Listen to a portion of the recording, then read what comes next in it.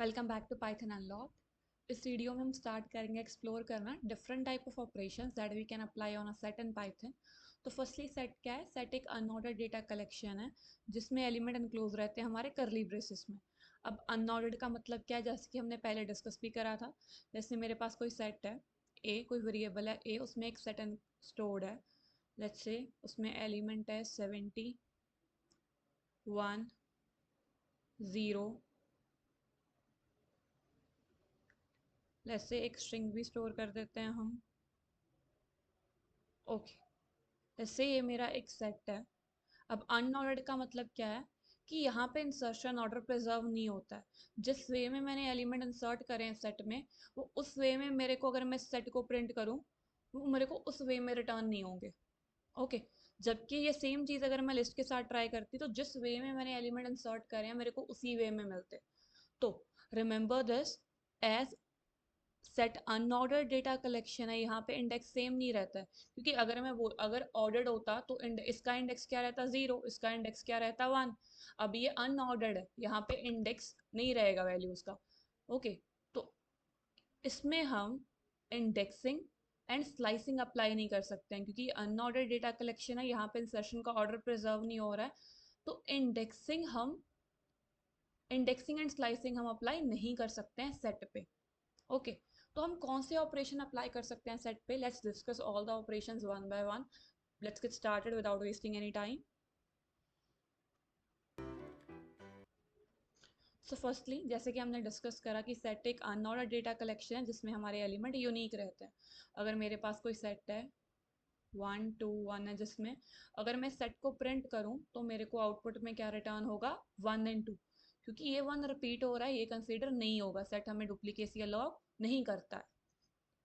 Element mix data type के हो सकते हैं कि नेसेसरी नहीं है कि मेरे सेट में सभी इंटीजर वैल्यूज रहेंगी, सभी फ्लोट वैल्यूज रहेंगी। ये मिक्स टाइप का हो सकता है। जैसे मैं एक इंटीजर वैल्यू स्टोर कर सकती हूँ, मैं एक फ्लोट वैल्यू स्टोर कर सकती हूँ, मैं कोई स्ट्रिंग भी स्टोर कर सकती हूँ। एंड रिमेंबर, हम सेट को इम्प्लीमेंट कर सकते हैं with the help of hash table for fast lookups. Okay, let's move forward. अभी डिफरेंस क्या है सेट एंड लिस्ट में? जैसे कि अभी हमने डिस्कस करा, सपोज करो मेरे पास कोई वेरिएबल है ए, उसमें मेरे पास कोई एलिमेंट इनक्लोज है। सपोज करो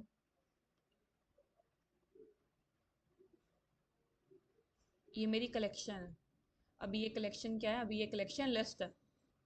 अब अगर मैं इस ए को प्रिंट करूं तो मेरे को 100% मालूम है कि मेरे को फर्स्ट इंडेक्स पे ये 0 इंडेक्स पे ये 1 मिलेगा, फर्स्ट इंडेक्स पे ये 2 मिलेगा, सेकेंड इंडेक्स पे 3 मिलेगा, एंड सो ऑन।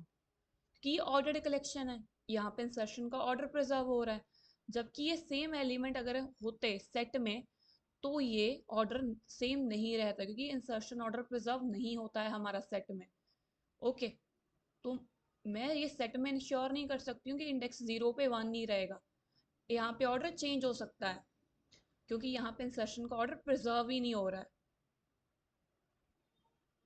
सेट में हमें सिर्फ यूनिक एलिमेंट मिलेंगे। सपोज अगर कोई एलिमेंट रिपीट कर रहा है तो हम वो कंसिडर नहीं होता है, हमें वो एक एलिमेंट एक ही बार मिलता है।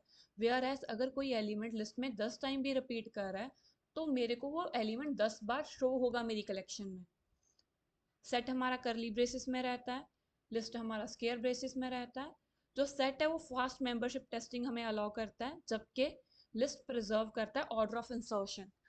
The way I am putting element into the list, I'll be able to assess in the same way। अगर मैं इंडेक्स 0 पे इंसर्ट करी हूँ वैल्यू 1, तो वो हमेशा इंडेक्स 0 पे वैल्यू 1 ही रहेगा उस कलेक्शन में।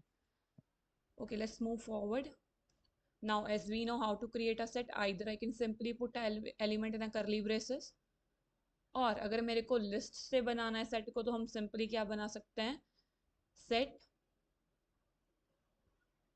Remember this syntax, inside this I will be having list. अगर मेरे को एम्प्टी सेट बनाना है तो simply I suppose to write this particular, because empty curly braces always initialize, always create a empty dictionary, remember this. Okay, let's move forward. Now the basic operations that we can apply on a set. First we can check the length of a set.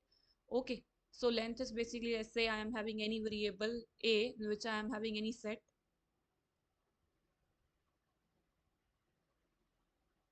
अब मैं इसका length return करवाऊँ, length of A, that will be the output of this. Output क्या रहेगा मेरा 2, क्योंकि मेरा element ये हमेशा याद रखना है आप लोगों को कि अगर एलिमेंट रिपीट हो रहा है वो कंसीडर नहीं होगा। Okay, other one is what I can check whether the value is present in set or not using membership operator. Okay, and we can also apply the for loop on a set. We can iterate through elements. This we will discuss when we start concept of the loopings and all. Okay, let's understand these two operations first.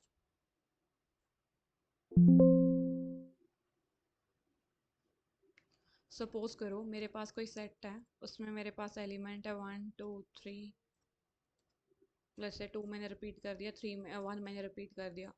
अगर मैं print करूँ length of ए, तो वो क्या रहेगा, ये भी 2 बार repeat हो रहा है, एक बार कंसीडर होगा 2 भी, 1 भी एक बार कंसीडर होगा। दैट मीन्स मेरा लेंथ क्या रहना चाहिए 3, क्योंकि मेरे पास यूनिक एलिमेंट 3 ही है इस सेट में।